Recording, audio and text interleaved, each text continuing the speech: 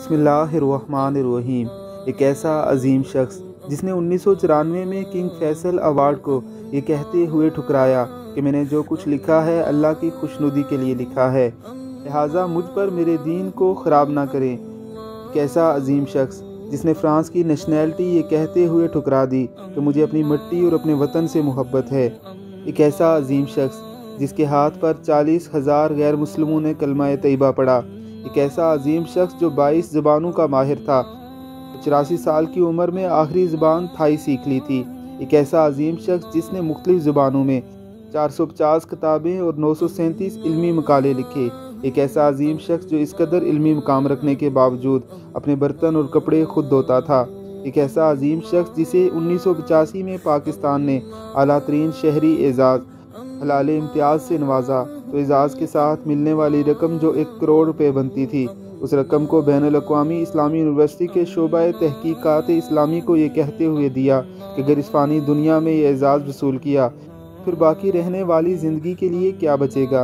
ایک ایسا عظیم شخص جس نے حدیث کی اولین کتاب جو 58 ہجری میں لکھی گئی تھی، اسے صحیفہ حمام بن منبع کہا جاتا ہے، اس عظیم حدیثی اور تاریخی دستاویز کو انہوں نے 1300 سال بعد جرمنی میں برلن لائبریری سے دریافت کیا اور تحقیق کے بعد شائع کرایا۔ ایک ایسا عظیم شخص نے قرآن مجید کی فرانسیسی زبان میں ترجمہ اور تفسیر لکھی۔ اس شاہکار ترجمے کے 20 ایڈیشن شائع ہو چکے ہیں۔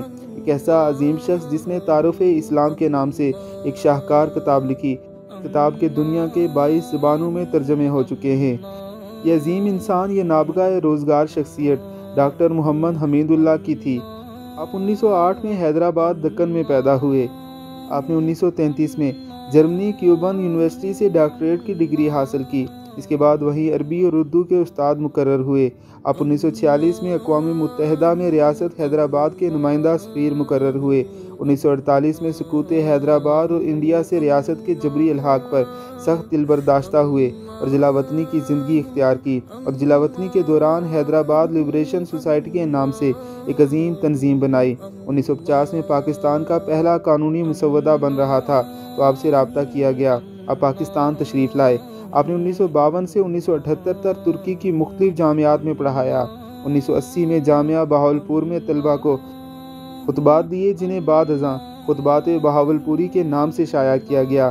یہ عظیم علمی اور فکری شخصیت 17 دسمبر 2002 میں امریکی ریاست فلوریڈا میں انتقال کر گئی۔ ڈاکٹر محمد حمید اللہ کہنے کو ایک فرد تنہا، لیکن کام کئی جماعتوں سے زیادہ کر گئے۔